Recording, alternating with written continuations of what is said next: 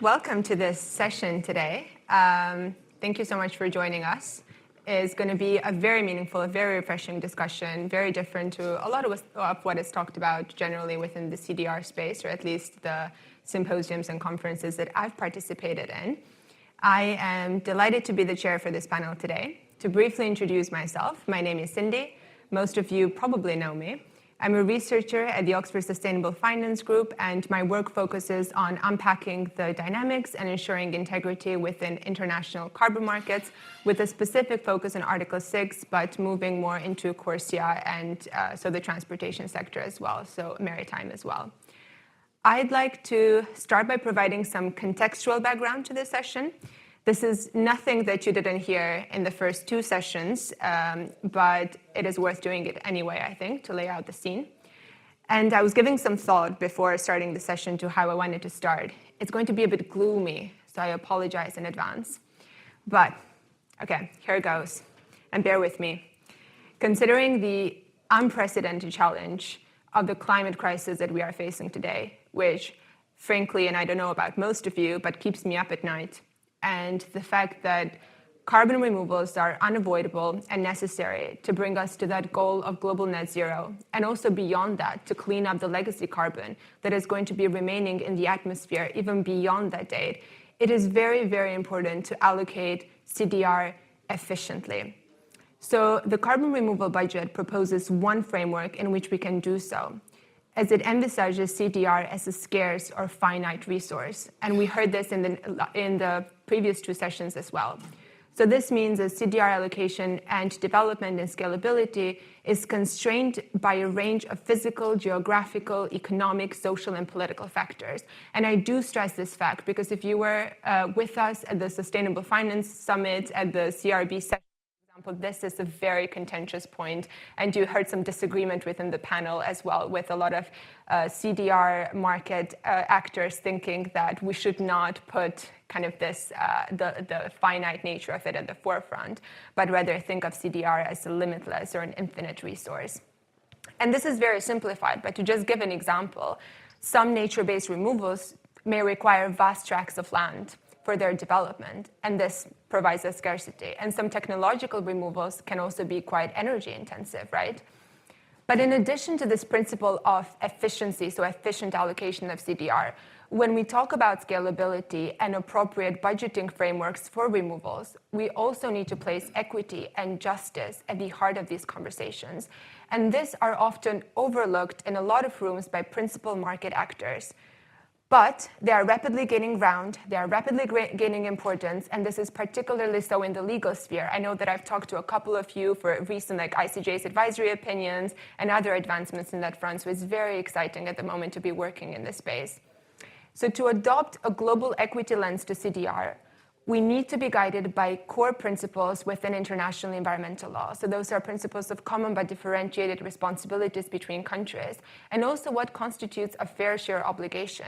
And these are similar to a lot of the discussions and points of contentions that have been happening when we were talking about the carbon budget, right? So translated to CDR, the questions are similar. Who has the capacity to develop and implement CDR? Physically, financially, who has the responsibility to do so?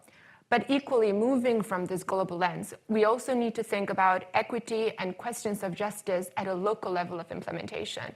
What are the risks and opportunities of implementing CDR to local communities? Are they being meaningfully involved in decisions across the life cycle of a CDR project? What lessons can we learn, and what can we foresee learning from lived experiences? And how can they further inform the theory and implementation of carbon removal budgets at either an organizational, sectoral, national, or global level? We will unpack all of those questions today from three brilliant speakers whose research touches on those global elements, but is equally situated in the local context of Bolivia, India, and the United States of America. So they will be providing very rich, geographically diverse perspectives. I welcome our two speakers on stage, and also I will briefly introduce them to you. So we have with us online, if we can just put Luis here. So online with us is joining Luis Xavier Avalos. He's a Bolivian lawyer. He's currently serving as a United Nations volunteer within Bolivia, and also he's working with the Oxford Net Zero Tracker as a volunteer. And he has this wealth of very exciting professional experience at Save the Children, UNICEF, UNDP, and among others. And his academic interests converge at the intersection of international environmental law, sustainable development, and intercultural public policy in Latin America.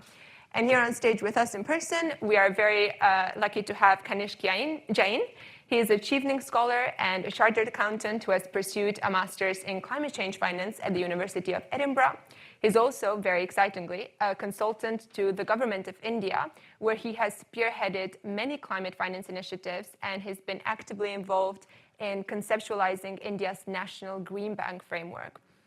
He's also developing innovative climate finance mechanisms in emerging markets that bridge public policy frameworks with private sector investment to accelerate energy transition. Isa Deering, again, is a second-year PhD candidate here with us at Oxford at the School of Geography and the Environment.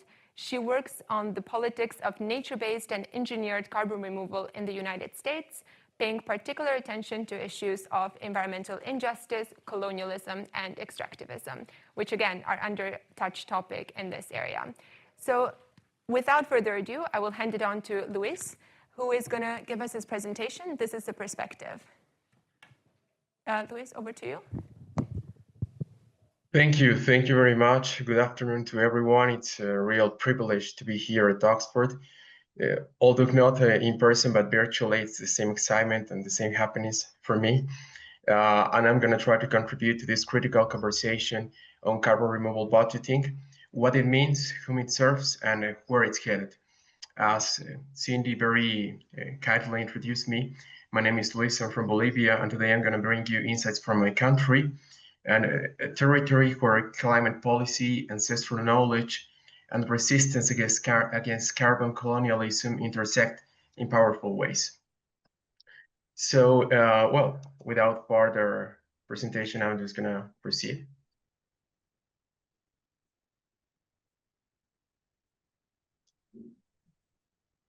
Okay, so this presentation explores the importance of applying an equity lens to carbon removal budgeting, drawing from Bolivia's unique position as a plurinational state starting in 2009, grounded in indigenous ecological worldviews, sovereign climate governance, and a principled stance on international carbon markets. Through a multi-scholar lens, from community to national to global, we will examine essentially the upcoming points. First, the role of indigenous knowledge systems in shaping just climate action. Secondly, Bolivia's legal and institutional frameworks, which include especially the law of Mother Earth, which according to this law, Mother Nature, or nature, if you will, is a subject of rights, and the Supreme Decree 5264. Then we'll proceed with the imbalances in global carbon finance, methodology setting and access, and last but not least, what must change to ensure accountability, benefit sharing, and justice in carbon removal efforts. So framing the challenge, equity in carbon removal budgeting. First, carbon dioxide removal is not neutral. It is shaped by who controls it. Secondly, carbon markets can perpetuate historical injustices. They often ignore the rights and interests of vulnerable communities. Thirdly, Bolivia proposes an alternative grounded in principles of sovereignty, reciprocity, and climate justice. And lastly, centering equity in carbon removal budgeting is crucial to ensure a just and sustainable transition. The Earth is not a commodity, but a living being. We do not own her, we belong to her. This has been probably the core of this transition, this huge change, this shift we've had in Bolivian legislation, because prior to 2009, the Constitution and our national laws did not recognize Earth or nature as a subject of rights. There were no rights to be guaranteed to neither the Andean lands, the valleys, or the part from our oriental country, which is mainly consistent of Santa Cruz, which is the local and economic powerhouse of the country, but has also been very branded for destroying tons of natural habitats. So, green colonialism, the danger of market-centric CDR. This is the percentage of global carbon offsets sourced from the global south, 80% in REDD+ offsets, 70% in voluntary carbon market offsets, and 60% in compliance carbon market offsets. Now, you may see that I was talking about Santa Cruz. It was not a casual mention. Last year in Bolivia, we had the biggest and most catastrophic fires in our history, where more than 12 million of forest hectares were consumed by fires, and also more than 10 million animals died during this incident. This is no minor feat, because if we compare the proportion of what happened last year, whole countries like Belgium, for example, would have disappeared with these kind of fires. So it is a big portion of our forests. It has had a huge impact on our biodiversity, because at least prior to last year, Bolivia was among the 10 or 15 most biodiverse countries in the world, the most mega biodiverse countries in the world. We are on a way to changing that, and very dramatically, not only for species, for animals or for vegetable species, but mainly for us, because also the quality of air is changing towards worse. Now let's talk about Bolivia's climate justice architecture. As I told you, in 2009, there's a new constitution which recognizes indigenous and ecological rights. In 2010, there's a People's Agreement of Cochabamba, which challenges carbon markets. In 2012, there's a law of Model Earth, which is enacted, which is Law 300. And in 2023, there's a Supreme Decree 5264, which regulates the access to climate finance.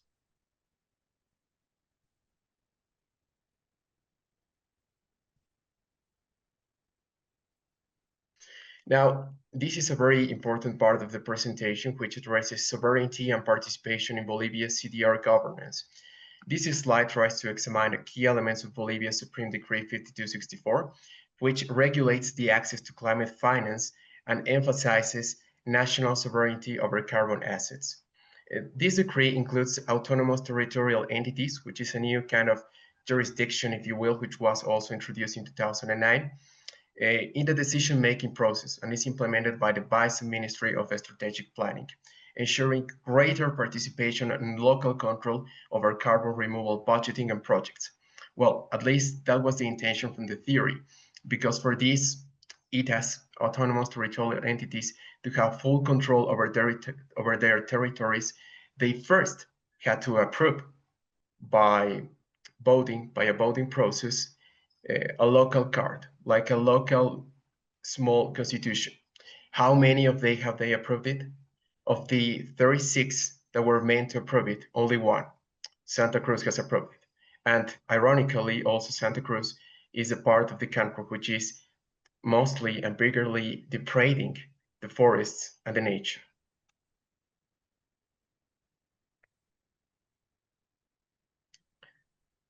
Now, what are the global inequities in rule making and finance? First, there are some internal contradictions and some internal vacuities around methodology development. As I told you, the law and the theory say something, but the practice acts totally differently. There is a registry management which has some big obstacles, because there is a lot of bureaucracy inside the country. As long as local territories are intended to be autonomous, that has not been a fact in reality. Financing allocation. We know COP30 happens this year. The goal is to ensure around 1.3 trillion for the world. Now, how much of that is gonna effectively go to the global south? Not only in terms of financing, but of local governments allowing it so. Because Bolivian government may have all the goodwill, as they say on the cards, but in the practice it has not been that way. And last but not least, standard setting participation. Indigenous communities, the government and Bolivia as a country has intended to include them, but has failed to do so, because these territories, these ancient, native, historical territories, are still being destroyed. Now, what must change in CRB governance? So I have here, let's say, 4 recommendations, which also take what has lastly been said by the Inter-American Commission on Human Rights, They visited our country last year. I had the privilege to be there to meet with them and to share what has been happening in Bolivia. And they have just sent an official report to the state with, let's say, some key recommendations. These 4 recommendations are based on that and should be implemented. Maybe not by this government, because we were meant to have elections around August, in around 3 weeks, but yes, for the next government. First, recognize indigenous knowledge as a science, elevate traditional ecologic knowledge and practices of indigenous communities as valid, rigorous, and essential to carbon removal budgeting. It's okay, we may not be talking about indigenous knowledge as a conventional science, but when it comes to territory, because they always considered Mother Earth as a sort of deity, maybe even like God in most of their practice in indigenous religions and practices. So we need to scale up a little bit there to be able to effectively protect nature. Second, embed equity in governance, finance, and MRV systems, monitoring, verification, and research systems. Ensure equitable representation and decision-making power for frontline communities in all aspects of carbon removal governance, financing and monitoring, reporting, and verification systems. So the third one talks about design benefit sharing mechanisms by implementing transparent and fair benefit sharing mechanisms that channel a majority of carbon removal revenues and resources directly to indigenous, local, and marginalized communities. As I told you, there is a big problem here because the theory has not been able to match reality or practice, but that is a challenge. That's the goal, and that's the way we should advance towards, because we've seen the kind of depredation that has been going on over the country, and it's not sustainable. And lastly, address historical responsibility and climate debt. Acknowledge and readdress the historical responsibility of industrialized nations for climate change and provide reparations and climate finance to the global south to support a just transition. Well, in this term, I would like to outline the positive role that the European Union and the UK has had in helping Bolivia to match these goals. Now, of course, there are other actors. We are talking about global sources of power here, but as long as there are challenges outside, there are also challenges inside the territory and Bolivia. So I'll be concluding with these last 2 slides. First, what are the Bolivia's insights for a just carbon future? So following the 4 prior recommendations, first, co-develop MRV systems with indigenous authorities, ensure that monitoring, reporting, and verification processes for carbon removal activities are actually developed in collaboration with indigenous communities and respect their knowledge and practices. That is still a challenge in spite of the constitution that was approved in 2009, almost 16 years from that moment, a little bit more than 16 years, still in the practice there are huge challenges to overcome. We need to reform Article 6 and voluntary market accountability, address the shortcomings of the Paris Agreement's Article 6 rules, and strengthen the governance and accountability of voluntary carbon markets to prevent perpetuation of historical injustices. Thirdly, strengthen public climate finance and reduce market dependence by increasing public climate finance channels and reducing the reliance on carbon markets to fund carbon removal, ensuring equitable access and distribution of benefits. And last, position Bolivia as a normative equity leader in Latin America. Leverage Bolivia's pioneering climate justice framework and governance model to influence regional and global policy dialogues on carbon removal and climate finance. So what are the conclusions? Bolivia's approach to carbon removal budgeting offers a compelling model for centering equity, indigenous rights, and climate justice in global climate governance. Despite all the shortcomings, we've had some important advancements in the last 15 to 16 years. Now, by asserting national sovereignty, embedding participation of autonomous territorial entities, the EDAs we were talking about, which is crucial, and challenging the dominance of the global north in rulemaking and finance, Bolivia's framework provides a blueprint for a more just and inclusive transition to carbon removal. Adopting these principles of reciprocity, historical responsibility, and ecological stewardship can help reshape carbon removal budgeting as a tool for climate action that upholds the rights and livelihoods of vulnerable communities. Now, that being said, I've concluded my presentation. Thank you very much for your attention and for your time, and I'm more than open to hear from questions. Thank you. Thank you so much, Luis, for the brilliant presentation. Thank you, that was great. And now I'm going to invite Kanishk to go to the podium, and yeah, he's going to touch briefly on the perspective of India. Hi, good afternoon, everyone. I think we can all agree that we've had a fascinating session ever since the morning, even during the fireside chat on the aspect of carbon dioxide removal. And I was hooked on to how, Jacob, you mentioned about how we want to embed into multiple international frameworks, UNFCCC, WCSD, and how intriguingly complex that particular topic is. My intent is to research and find out more from the Global South perspective. So today what we're discussing is one of the most overlooked yet more critical part of climate action. That is, how do we fairly and equally distribute the responsibility as well as the burden of carbon dioxide removal. And it just does not about technology, but it's more about equity, fairness, and sustainability. A brief introduction about myself. I'm a Sheving scholar, completed my master's in climate change at University of Edinburgh, member of the Institute of Chartered Accountants of India, and done some work around in this space at the Government of India.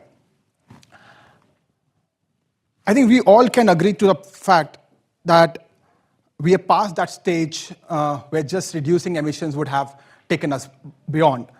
Now, CI is essentially for all pathways in order to remove the kind of level of emissions which are there. And that is why a lot of countries are now integrating CEDAR into their policies, be it UK, US, or EU in their way. Say, we were enlightened about the GHG removals today. That these are the kind of policies which are keeping up. But then there are certain governance gaps which are there in terms of CEDAR allocation. And one of them is the practicality of how we see these things.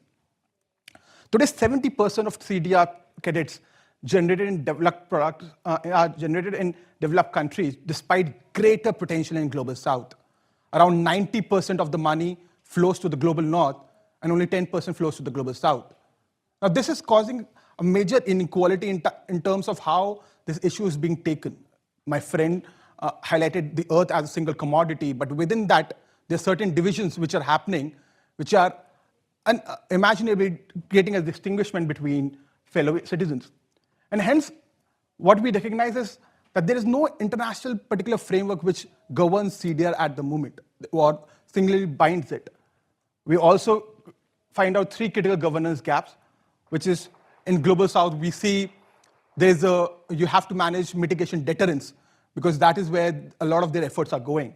You have to ensure equity in cost and benefit distribution, and you have to have a very robust monitoring and evaluation framework. And hence it brings to my questions, research questions which I'm working upon. How can these budgets be equitably allocated within the existing framework? What are the countries which have greater potential but are locked out of the CDR markets? And what concrete mechanisms can we make to change this starting now? It brings to me first to decide upon this, what are the current problems that my Global South faces, which we need to address in terms of allocation. And as I go on this, I have three kind of problems which I've listed today. One is the financial barrier. There's high upfront costs. None of us are unaware of that. But then there is very limited access to capital and very unfavorable lending terms. Now, I happen to work with the National Green Financial Institution framework in India. And when we were deciphering how to make this body, one of the aspects which came to us was a project where investors require 5% return in UK requires, for a very similar project, they require 17% return from India. Now, if we can get into nitty-gritty, there's country risk premium, project premium, risk premiums, all sides of that. But that is a major unequal balance which is given to a project in India per se. The kind of upfront cost and the kind of carbon credit revenues which are generated are not sufficient enough to cover the full project cost. And then there are other macroeconomic limitations which constrain the debt capacity for these projects. Similarly, the kind of costs which are required for verification, tens of thousands of dollars, For an indigenous community to even get involved in carbon dioxide removal, which are at the forefront of these kind of initiatives, it's very difficult. There are certain language barriers in understanding these standards. There's limited capabilities in marketing these kinds of carbon removals. And similarly, there's certain technical and institutional barriers in terms of weak governance systems, lack of policy measures. In my country, there's specific knowledge gaps on understanding, because we're getting into solar, wind, and to understand a different aspect of carbon removal, there is a knowledge gap which needs to be affronted. And this brings us to the point of climate justice. What are the kind of principles that we are laying out for ourselves in order for CDR? And they give you the question, how are the CDR benefits and burdens allocated across groups and geographies? Is there any historical responsibility and the capability to pay, along with the current development needs? What are the kind of procedures participants in CDR decision-making at the moment? Is there much representation of the Global South in the international forums which are making such decisions? Are there any free, prior, and informed consent for the communities which are affected? The land tenure is one of the other biggest challenges. So are there ways to understand those kind of indigenous communities, how they operate, what are the kind of cultural impact that will create making such project designs? And then there is the corrective justice, the historical emissions and the current development needs. How do we manage that benefit sharing? And hence, with my help of my supervisors back in India, we've been deciphering, and this is something I think we have missed out on hashtag, but this is something which we're still envisaging making. What can be the implementation pathways on incorporating more equity in these kinds of, in this mechanism? To start off, it's an Article 6 mechanism. Now, I was discussing with Jacob a bit before. Article 6 has seen a bit of success with multiple agreement signing, both MOUs within bilateral countries, as well as there are CDR projects which are being signed. I think considering the criticality and the constraint of time that we have, CDR can be incorporated as by policy in those Article 6.2 agreements. There could be shared benefits, co-benefit, which could be exchanged between those countries at a matter of benefit sharing. Similarly, for Article 6.4, which is a centralized crediting system, a kind of a quota for CDR might help propagate a long way the kind of benefit that we're trying to do. The other point which we are discussing and which we are doing is differentiated carbon pricing. Right now, there's a single price for all CDR issued regardless of use. Can we have a kind of a different pricing depending upon the use? Let me bring it to context. Assume there's a drought and there's limited water available to you. Will you give the same water to everyone at the same price? You'll examine the kind of scenarios and conditions which the other person is into to examine that. And similarly is what we are trying to do. We're trying to set a base price by market fundamentals, adjust it with a kind of tier classification, which will come in a bit of time. And then we regularly review on the kind of pricing and effectiveness of that particular model. We see we are trying to make these 3-4 basis of previous research as well on different kind of pricing for different kind of industries. It also includes legacy CDR, which tries to correct the historical emissions and which can be funded through various climate finance mechanisms which are available to us at the moment. One of the aspects that my current supervisors mentioned was allocation is fine, Kanishk, but how do we get the money? And that is where the buck stops for Global South. We have to have specific, concentrated finance for CDR in the Global South. And that is what we think could propel much more active engagement in this particular section. Be it specific blended finance structure, be it risk sharing capacity, be it result-based financing, or be it green bonds, carbon removal bonds. Green bonds are still a very small percentage of the total bonds in the world. But acting right now on carbon removal will give it that push that we are requiring. And similarly, risk mitigation instruments, such as for verification, the permanency of that carbon removal. You get that kind of arrangement for the Global South, and that can help propel it. In case of India, I've tried to give a sort of a potential and current status. We stand at 24.62% forest cover. Our intent is to increase to 33%. We have around 8.4% additional capacity available. 50% of agricultural land is ready for improved practices.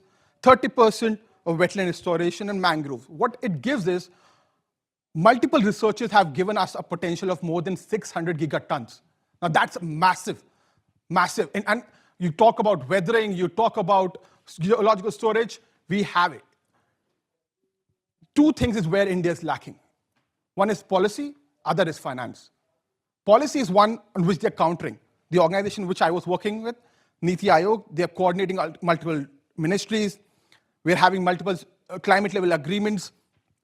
We have in the existing framework, how can we include CDR into the whole ambit? We are working so that we can reach our ambitious 2017 net zero goal. And while we engage people on the aspect of CDR and climate action, it's also important to include the other aspects which we are correlating with, whether it's employment generation. So India runs right now a massive employment generation scheme called Moderator. Now what it does is, right now it employs people for 100 days without any question. You will be paid by the government for those 100 days if you belong to a certain class and sector of people. Can we redirect that kind of effort towards climate action? Can that be done for improved agricultural practices? Can it be done for forest restoration? That is where we want to develop. So it's just not ecological benefit, but it's livelihood restoration as well. And that is what a country like ours, which has enormous potential, but yet a lot of constraint on resources, how can we balance these two? The kind of framework that we envisage is for ascertainment of a global CDR budget, which, considering 1.5 degrees, we can estimate. And then, can we have a Paris Agreement kind of a CDR allocation within our countries in terms of what is the kind of historical responsibility, capability, and development needs through which we can division the budget? And then, on a regular MRV-based accounting and compliance, can we check on those particular standards and the numbers and review them on a timely basis? The intent is that the next decade or the next upcoming years will present a very critical window for establishing credible and equitable CDR governance. And global South inclusion is just not morally imperative, it's essential for climate success. It's no more about fairness, it's more about sustainability. Thank you.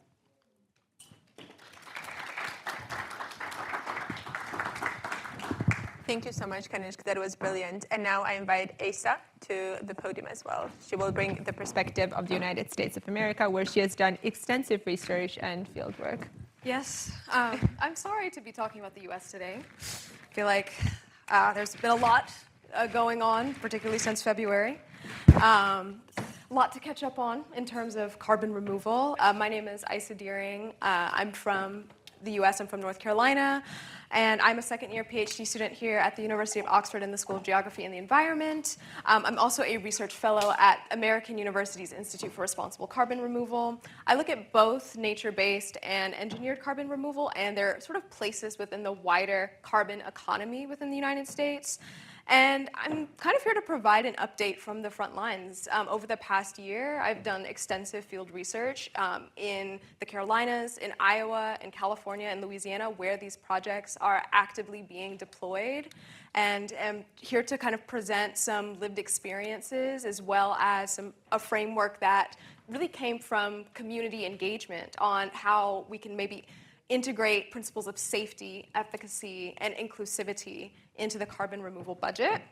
And I kind of titled this Sacrificing the Local for the Global, because after conducting this research and as I'm just continuing to be in relationship with community, I've come to understand that different forms of carbon removal kind of act as sacrificing the local for the global, where communities that are proximate to these projects are left no choice but to endure continued extractive relationships, as well as, in some cases, degraded air quality and water quality, as well as conditions of surveillance and hyper-policing. But I believe there are ways that we can work towards a just carbon removal budget framework, with a budget that understands that certain carbon projects in certain geographies at certain times will be unable to provide the conditions required to achieve justice-oriented carbon removal. But we've been talking a lot about justice. I've been hearing justice sprung about at the sessions this morning. What do we mean when we say justice? I think, as evident by kind of the wide definitions and frameworks and theories written around environmental justice, Kanish brought an incredible framework that I think is so useful and has a lot of utility. I also think of it as way beyond that framework. It is an ambition, it is a social movement, and it is a dream of people. And according to the father of environmental justice, Dr. Robert Bullard, environmental justice embraces the principle that all communities, that all people are entitled to equal protection of our environment, housing, transportation, health, and civil rights. And carbon removal has developed with such significant contention in the United States because it's often the case that these projects are sited in those same communities that have faced historic environmental burdens in proximity to landfills, in proximity to oil and gas infrastructure. And prominent environmental justice activists in the United States have come out sternly against these carbon removal projects with bipartisan support, might I add, calling them false solutions because there's just no attempt to redress the environmental, the economic, the social harms that have been caused by legacy polluting industries through the development of carbon removal. It's simply perpetuating, according to them, a business as usual paradigm that continues to extract and dispossess communities. On the carbon removal budget and sort of where the US sits within the carbon removal budget, it's estimated that the US will need to put forth 1.7 gigatons per year of capacity of carbon capture utilization and storage and carbon removal to meet the 2050 net zero target. But the environmental justice movement is challenging and disrupting the emerging carbon economy at large, not only to conduct this emissions math that's necessary to meet net zero, but to fundamentally reshape our relationship with the land, with people, and our climate. So here, carbon removal really needs to consider justice issues because here's how we've seen a lot of papers come out that say if we can conditionally or if we can speculate around utilizing an environmental justice framework and apply it to this context, then maybe we can achieve an environmentally justice-oriented project. That's just not what we're seeing. That is not the lived reality of these communities, as I've come to find.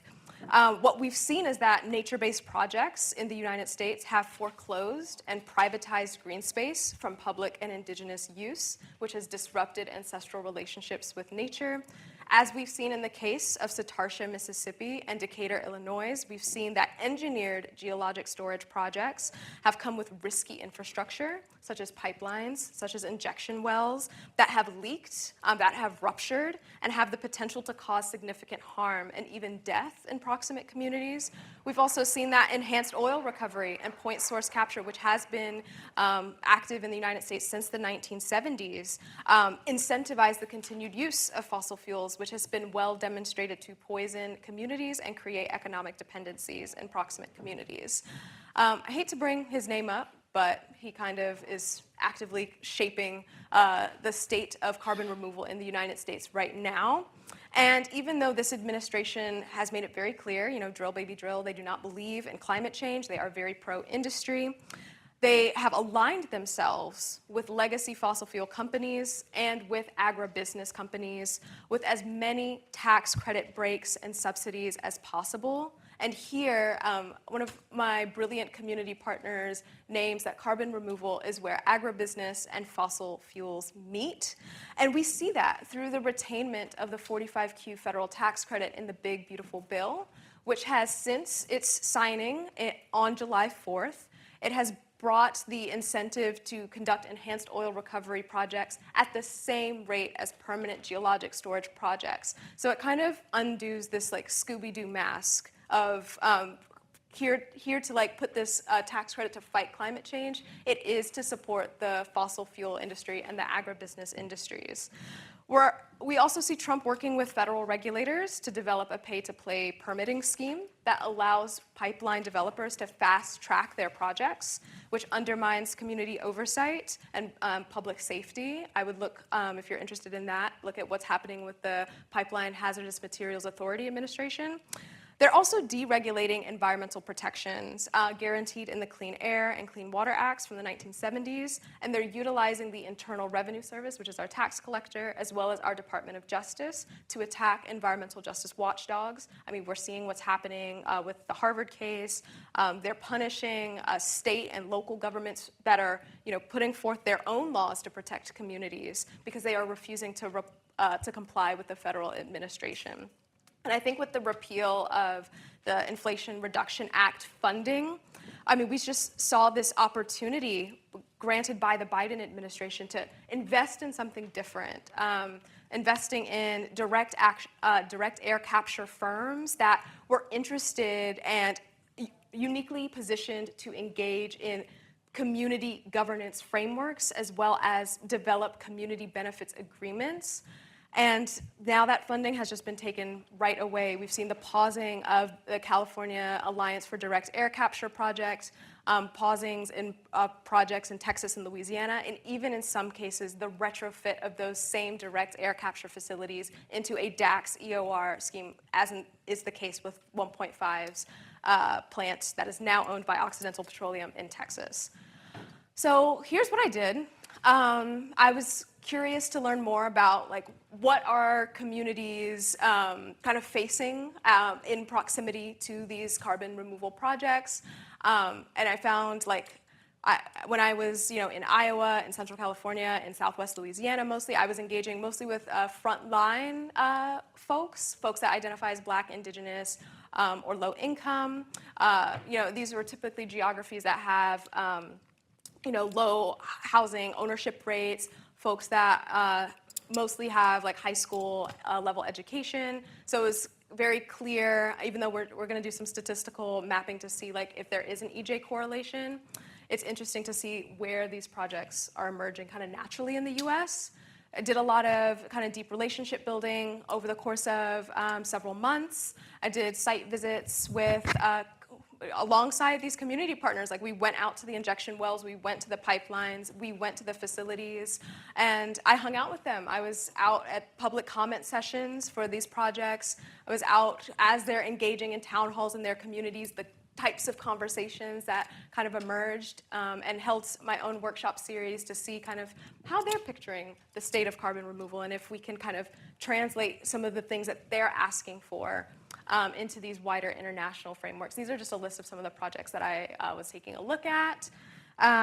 In terms of, actually, real quick, this is interesting. I was spending a lot of time with Republicans, and I don't want to assume anyone's politics, but it is very odd for me to spend time with MAGA Republicans. But it was interesting to see that across the board, there's this bipartisan agreement that these engineered projects in particular are unsafe, uneconomical, and unjust. And though there are different reasonings coming from different party lines, that there is kind of this unholy alliance, as it's been described to me, occurring between these communities.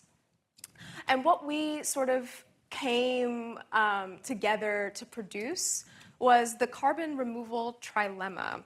And this came from this series of workshops, as well as the interviews I've conducted and just being in community with folks to kind of boil down what are the main issues that these communities are stating that are kind of preventing carbon removal from being deployed at scale.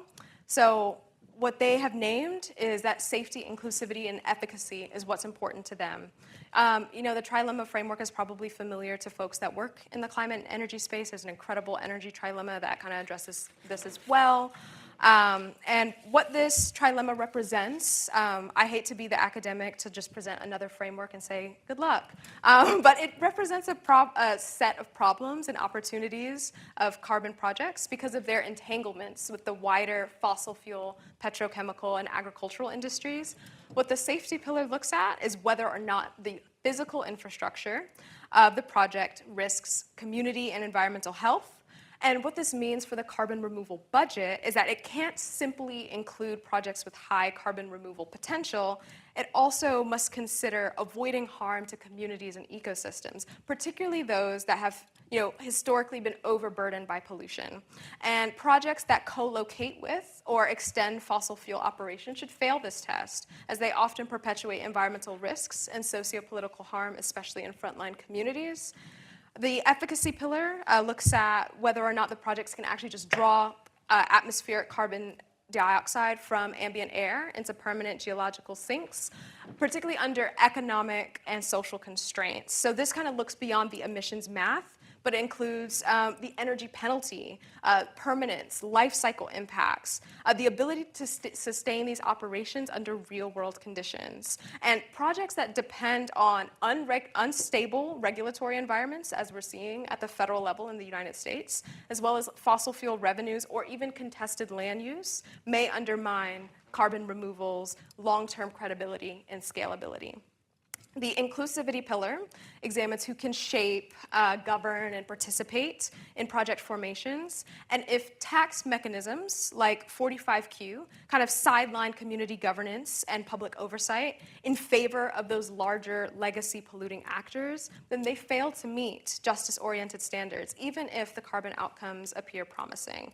What we're looking to achieve is a carbon removal budget that elevates community-led and cooperatively governed carbon removal projects that support building local capacity and ensure procedural justice in project siting and benefit sharing as central to project design. And these pillars are actually inherently complementary. There's been incredible studies coming out of the solar industry across multiple geographies where community solar and solar for all programs in the United States have demonstrated that if projects are informed and shaped by communities, they are better able to gain those necessary permits to develop in the first place and remain efficacious in communities for longer without resistance. Here's the map, the large map that we've developed. This is in the conference proceedings. I realize this just does not translate well onto PowerPoint, but these are some of the big factors that the community members indicated really shape whether or not they want to move forward with carbon removal. So just to shout out a few, like thinking about the history of land in the United States and how land dispossession has pretty much foreclosed indigenous and Black participation in nature-based carbon removal. We talked a lot about the ability to participate in public comment periods because of wealth, because of time, because people work and people are tired. There's no childcare at these public comment processes, so folks really have to go out of their way to make their voice heard. We talked a lot about the water resources and fossil fuel strain that comes kind of naturally through the energy penalty. We also talked a lot about the intellectual property rights regime and how it is much easier for oil and gas to develop these projects as they have the pore space knowledge to go ahead and inject or to develop injection wells to bring their projects online, where boutique DAX development firms don't have that knowledge. So here's some implications for the carbon removal budget. I mean, the US is obviously a major historic emitter, bears a lot of responsibility to go not just net zero, but I hope net negative. And while they're not legally bound because we have withdrawn from the Paris Climate Accord, there's a moral obligation, of course, to increase the urgency of building a large, credible, and just carbon removal budget. So what we are trying to do at Oxford is apply the carbon removal trilemma that communities have built to this global CDR budget framework, where we found, the US can lead with integrity and set global norms that prioritize justice-based carbon removal and not just technological scale while further entangling itself with the fossil fuel industries. And what we really want to emphasize and take home, if nothing else, is that even well-intentioned carbon removal projects can fail if institutions lack the capacity to regulate and protect communities, particularly in terms of monitoring and enforcement related to safety, inclusivity, and efficacy. And without that robust oversight, the carbon removal budget could inadvertently support projects that harm communities and undermine trust, and of course fall short on permanence, meeting our goals. Carbon markets and the voluntary buyer system are increasingly shaping the direction of CDR, as we saw in our last couple sessions. And I think this is a really interesting time to be engaging with the private sector, because the federal government has pretty much retracted from wanting to engage with climate goals, but that doesn't mean Microsoft or Google aren't unengageable.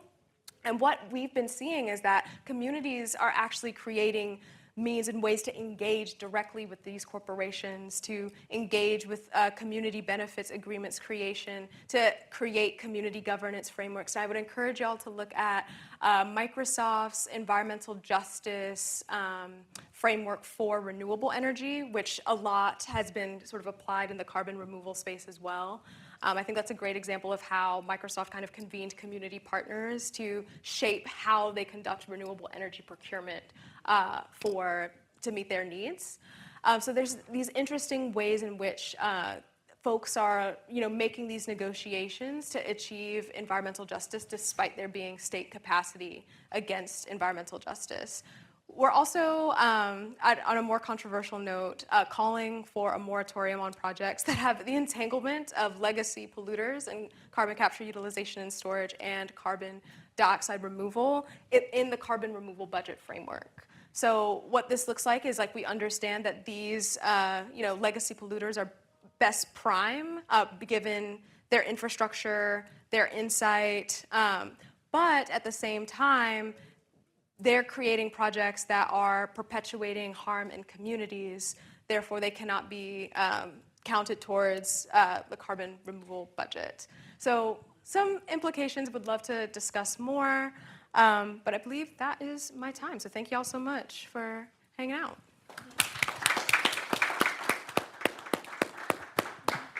Thank you so much, Aisha. And I think just in contrast a little bit to the previous sessions, whereas before we talked about how do we operationalize the carbon removal budget concept as it now stands, I think in this session it's a good reminder that one of the core principles of the budget is that it is dynamic, it is a dynamic framework, and we can learn a lot from all of these different local contexts and lived experiences on how to inform and shape and evolve it further, and how to make it more applicable into national contexts and local realities as well. I am going to open it up to the audience now and see if anyone has any burning questions. I know that it's quite a lot, so I'm just going to give you a little bit of time to digest all that information. Yes, Murali. Hi there, Murali from University of Bristol. Yeah, thanks again for lovely presentations. My question is there any example of precedents of global South inclusion in these global decisions, maybe to meet some kind of target or maybe some initiative, or is this kind of uncharted territory where we really need to be developing these things from scratch? Yeah, what examples can we use to sort of build on and build forward? Is my question. Yeah, it's directed to any one of you who has a good example. If I can take that one. On forums, I don't have a ready answer on what kind, but on engagements on removal carbon, there are multiple examples which we'll find within communities, which they might be engaging upon, which has led to multiple trigger effect in sort of reducing carbon in the way they engage in that particular activity. There are multiple communities within northeast of India who are engaging through the natural way of going about their activities, which are sequestering carbon and which has become a practice at the national level, best practice at national level in terms of agriculture restoration. So these are multiple best practices that you can find, but something which has culminated and been scaled at a global level, I'm still able to find one. Yeah. I could touch on, I'm not sure if Luis had anything to add first. Maybe. Luis, do you have anything to add to that? Andre? Probably very shortly, at least from the case of Bolivia, there have been attempts to effectively engage in these multilateral spaces, but as you know, most of them are based on the votes of majority. So there has been no actual advance in that point, and we have to acknowledge as well that the internal efforts from the government are not very coherent with the international policy. From 2009 till this point, the president who lasted for a longer time, which was Evo Morales, at least 2019, tried to do it, but internally there were no actual big efforts made to this effective with local indigenous communities. As I shared previously, last year there were huge fires from a government that tries to promote an international image of trying to engage in these spaces. So at least from the Bolivian perspective, there has been no actual success in this point. Yeah. And Asa, do you want to add anything to that? Yeah. So yes, this is uncharted territory. Just speaking from an example, I've been doing some more recent work with the Bois Forte Band of Lake Superior, Chippewa, and the Fond du Lac Band of Lake Superior, Chippewa in northern Minnesota, who are a sovereign nation and have successful nature-based forestry projects within tribal lands, and they've been able to buy back a lot of, formerly ceded lands in order to, promote their own sovereignty and self-determination. But they've faced a lot of conflicts because they're going for Verra Climate, Community, and Biodiversity Gold, which is quite like, a great climate accreditation to have, or carbon accreditation to have, that makes your carbon credits more expensive. So they're trying to go for this framework. And what they're finding is that actually a lot of what they require is just not how tribes think about climate goals, about biodiversity goals, about community goals, because they all sort of overlap for the tribe. For example, they have an endangered species on their land, wild rice, and wild rice is not recognized as a red flag species around the world.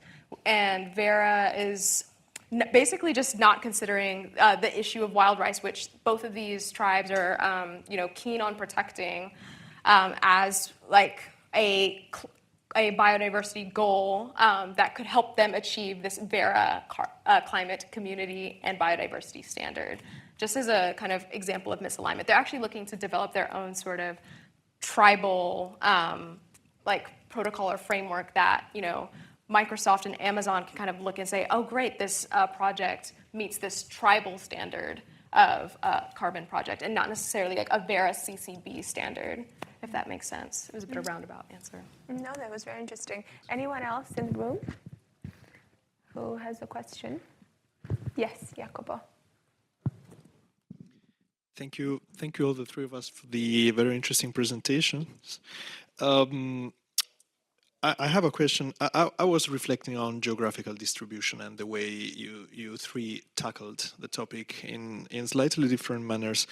I took note of something from your slides, Kanishik, when at some point you wrote, development needs affect allocation priorities. And in that sense, perhaps you were intending that, you were thinking of the positive economic consequences of having projects developed in some specific territories. At the same time, there is, when it comes to engineered removals, the risks coming from badly managed infrastructure when it comes to CO2 transportation. And you, Aisa, were mentioning this for some cases, including Illinois. And I was thinking, wouldn't this element of geographical allocation also linked to feasibility in terms of how to get there with the infrastructure, how to get there with the project, and whether the project could create positive economic outputs for the community, or the contrary, enter the equation of the carbon removal budget in a stronger manner compared to other factors, perhaps? Because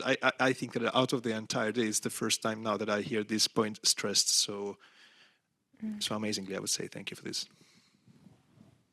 Any reflections on that? In terms of, on CDR perspective, from a government perspective, when we think about it, getting that infrastructure and getting into those kind of geographies is obviously a hurdle. And this is where a lot of policies which are being framed at the moment are intertwined to this aspect. Can we give the supply of capital the kind of infrastructure to meet the demand in the similar way? So that is there, which is being intertwined in the kind of policy making which is there. But yes, to get that infrastructure, we need a concentrated effort, and not just from the public side, but from the private side as well. So yeah, I think that will, at least from my Indian perspective, I can give you that. Yeah, I think that's a question I often wrestle with, because the geographies that are the most prime for CDR are traditionally oil and gas fields, which are disproportionately located in frontline communities. But when I'm thinking about like what infrastructure is possible in these communities and what do these communities want to see from carbon removal, communities have said, they are willing to engage in carbon removal. They're interested in DACs. We saw that with California Alliance for Direct Air Capture. We saw that with Project Cypress in Louisiana. But they have preconditions. They don't want to see enhanced oil recovery. They don't want to see point source capture or industries that have historically perpetuated harm in these communities benefit and be able to continue their business practices as usual. They want to see direct air capture that's renewably powered. They want to see direct air capture that gives them community benefits, sustainable community benefits, and not just a one-time grant. They want to see unionized jobs. And I think these are not like impossible preconditions to meet. And there have been critical negotiations that have come out of California Alliance for Direct Air Capture, where they're like, okay, renewable energy, we're scaling that up, we're doing that in time, and folks are willing to listen. They want to be part of those early conversations. They want to be part of those participatory processes. And that's just, I think that's how I kind of reconcile with that. I think thinking about the infrastructure and feasibility, talk to the community, see what they want. And because they're usually willing to engage. It's not usually an outright no. And I see Luis nodding as well. If you have any more reflections, Luis. Yes, I have to agree with the last intervention, because one of the biggest challenges we face here in Bolivia is with effectively guaranteeing the prior and informed consent right to local communities. They are usually not informed of the works, the projects that are going to be or are trying to be implemented in their territories. And here in Bolivia, there is also a barrier with local languages. According to the last constitution, we have around 36 historical tribes or communities, and each of them has an own kind of language. Some of them are being lost, but in order to engage with them effectively, there is first this linguistical barrier. So yeah, I mean, there's a lot of work there to be done. And as I said, for example, there was an incident in 2012, I believe. We have a local mega biodiverse park, which was called Tipnis, and the government tried to build a road which was meant to go right through this park. So that would have destroyed a lot of biodiversity and affected many local species. There was a big movement here in Bolivia. That project did not come to reality. But yeah, I mean, there's still a challenge around this prior and informed consent right here, speaking specifically of local communities. Yeah, thank you very much for that. As you can hear from the noise outside, we are on time. I will offer, if you indulge me, in 2 minutes of just reflection so that we just wrap up this panel, because I think this is quite an important topic. And yeah, as you saw me like furiously writing as I was listening to all 3 presenters, I think as we move from this conveyor belt of kind of the voluntary to compliance landscape of CDR deployment, we still need to remember that a lot of CDR innovation and development is still happening within market-based mechanisms. And Luis rightly reminded us that these market mechanisms have done harm to communities in the past, particularly indigenous communities. And with a framework like a CRB budget, how do we make sure that these historical injustices are not perpetuated? And how do we include indigenous communities and MRV development processes, for example? Kanishk reminded us that the Global South might have, quote unquote, untapped potential for the deployment of CDR, might have a lot of geological storage and capacity. So how do we make sure that the Global South is meaningfully involved in the scaling up of CDR that we need to reach to that point of global net zero, either that be in terms of technological transfer, financial viability, and so on. And then Aisa very rightly reminded us of kind of the negative impacts to local communities communities of both nature-based solutions and engineered removals. And she also brought to sharp relief this point that whereas we do dream of a world and of policies that increase kind of geological storage and CDR while decreasing fossil fuel production, as we heard in the first session by Alice, this is simply not the case in many instances, and we need to recognize them as we shape the concept of a carbon removal budget moving forward. I hope you found this as insightful as I did, and I'm very happy to continue having all these conversations with you for the rest of the day. But thank you so much for joining us, and I'll let you go now. I kept you here for far too long.